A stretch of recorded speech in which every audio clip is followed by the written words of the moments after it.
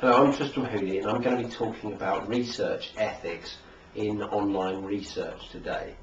Now, research ethics is a very big topic at the moment. It's one which the Economic and Social Research Council and various other institutions are starting to push much more for social scientists. Probably the key document is the AIR guidelines, and I'll put up a web link explaining where that is. And this, although it's now getting rather old, this is really the foundation stone for ethics in online research. Now, it stresses ethical pluralism and makes it clear that there is no single solution to ethical issues. I think there are a number of things that are particular about ethics online. While much of what we think about as ethical behaviour in research is very similar to what we think about in traditional or on-site research, when we're thinking about online research, some of these things take a new character. So particularly when we start to think about issues around consent, issues around whether we're in a public or a private space, issues as to whether we're listening to spoken or written texts, issues about whether something is being produced for publication or whether it is being made available for private consumption. These are all issues which take on a rather different flavour in online research.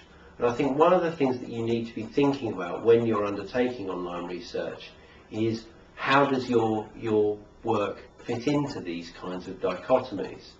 So in particular, I think one of the useful questions is how would this translate if you were thinking about it in traditional terms.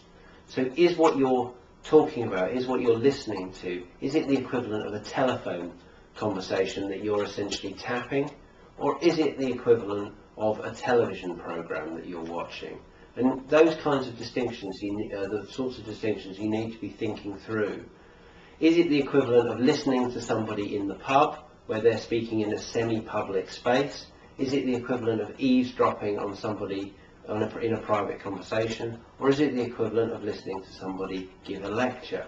And these kinds of questions about the difference between the private and public space and the understanding of how far people have published what they are saying online is important to think about. Now, what we know about online communication is that people generally underestimate the level of publicness it has. So while discussion boards or listservs may well be archived to the web, people will usually assume that they're only talking to the people who are regularly active on that list. And they won't have thought about the large number of people who are just readers of that list, nor will they have thought about people who might come across their utterances in web searches, and they certainly won't have thought about the possibility of those utterances being mined for research. In practice, this means you have to ask yourself, how can you achieve informed consent from participants on the web, especially if you're doing research that has ethnographic qualities, so if you're just observing what people are doing rather than inviting them to contribute to an interview or a focus group. Secondly, I think there's an issue around how easy it is for participants to withdraw from research. So if participants give you consent and then later on decide that they've said something which they're unhappy with, how easy is it for them to withdraw?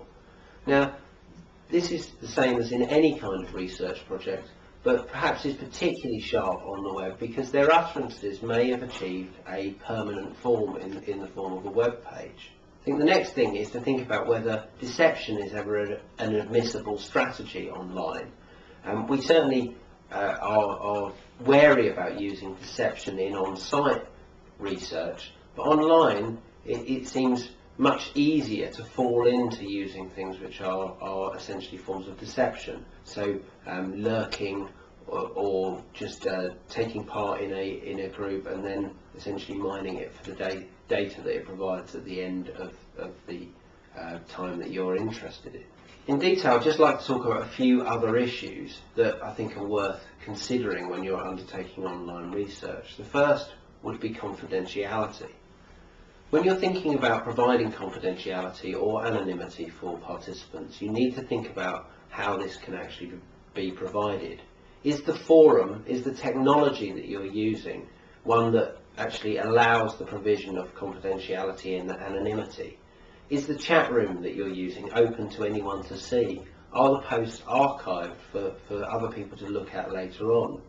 And then even with things like questionnaires, you might need to ask yourself, can people's actual location, the unique number on their computer, can that be traced if somebody wanted to do that? So if somebody reveals something that potentially might be highly sensitive, for example something illegal, have you actually offered these people genuine confidentiality or anonymity? Finally, relating to confidentiality, I think you need to think about what you're going to do with the data and how you preserve data confidentiality, and what kind of protection you put in place. So where is your data backed up? Who is it accessible to? And so on, all these questions. Now many of these questions are very similar to the ones that we've traditionally had with on-site research, but they do acquire a different kind of flavour and a different urgency perhaps in the digital environment.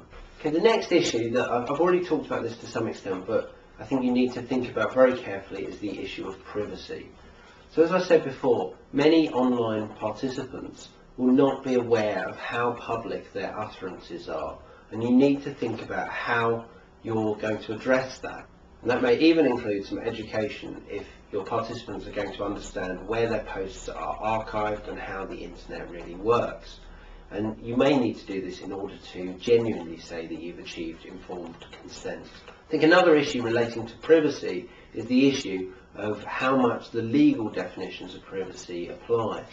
So people may be unaware as to what they have allowed themselves legally to be used for by posting on the internet.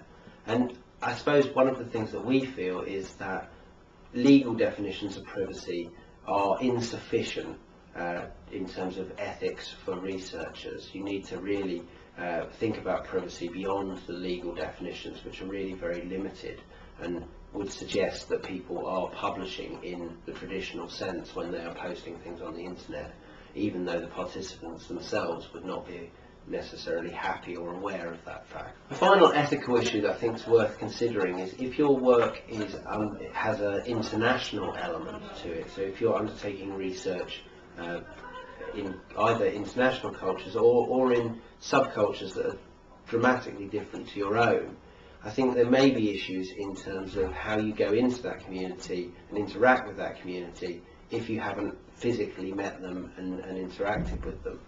So this is not to say that you can't use internet research to overcome sort of geographical distinctions, but I think that you have to tread carefully and you have to think about how trust and participation are built up and generated, and it may be that the internet is not the best way to do this in the first instance. So I've just tried to list a few of the key ethical issues that I see in undertaking online research of the kind that we've covered in this course.